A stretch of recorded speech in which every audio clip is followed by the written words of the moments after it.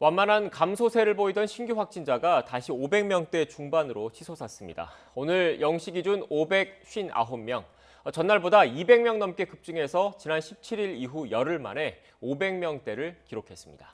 이렇게 증가세로 돌아선 데에는 IM 선교회 관련 집단 감염이 큰 영향을 줬습니다. 특히 어제는 광주광역시에 있는 비인가 교육시설에서 무려 109명이 확진됐습니다. 코로나19 발생 이후 광주 지역 내 최대 규모 집단 감염입니다. 문제는 앞으로 확진자가 더 늘어날 가능성을 배제할 수 없다는 점입니다.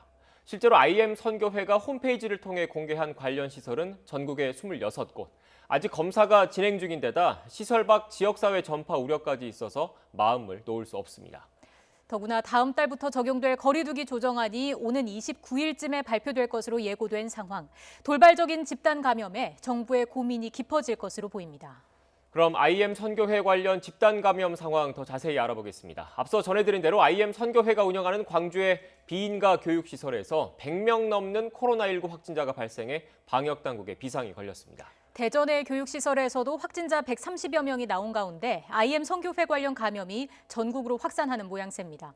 취재기자 연결합니다. 허송준 기자. 네, 전국부입니다. 광주 TCS 국제학교에서 확진자가 계속 나오고 있다고요. 네, 현재까지 학생과 교직원, 시설을 방문한 교회 교인을 포함해 모두 109명이 확진됐습니다. 확진된 학생들 대부분은 6살에서 10대의 미성년자입니다. 집단 감염이 발생한 곳은 한마음 교회가 운영하는 광주의 TCS 국제학교인데요. 이 학교는 대전 IM 선교회의 관련 조직으로 선교사 양성을 위해 운영하는 비인가 교육시설입니다. 전국 각지에서 온 학생과 교직원 120여 명이 합숙훈련을 받아왔습니다. 광주광역시는 대규모 집단 감염이 발생함에 따라 5명 이상의 비인가 교육시설과 모든 합숙시설은 스스로 신고하고 검사받도록 행정명령을 내렸습니다. 또 집단 감염 여파가 어린이집까지 미치고 있다며 다음 달 14일까지 광주의 모든 어린이집에 휴원 명령을 내렸습니다. 네, 허성준 기자, 앞서 IM 선교회가 운영하는 대전의 교육시설에서도 무더기로 확진자가 발생했는데 지역 내 확산까지 우려되고 있다면서요?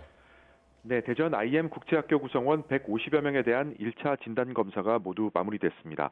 이들 가운데 학생 112명과 교직원 등 21명이 확진됐는데요. 학생들의 감염률은 무려 93.3%에 달했습니다. 또 교육시설을 조사했더니 숙소가 있는 본관 건물과 외부 교육장 등 26곳에서 바이러스가 검출됐습니다. 거의 모든 곳이 오염된 만큼 코로나19의 지역 내 확산 우려가 커지고 있습니다. 확진자들이 외부로 이동하면서 접촉자가 있을 가능성이 크고 실제로 편의점에 들른 학생도 확인됐기 때문입니다. 방역당국은 비인가 교육시설 관계자와 접촉한 주민은 진단검사를 받아달라고 당부했습니다.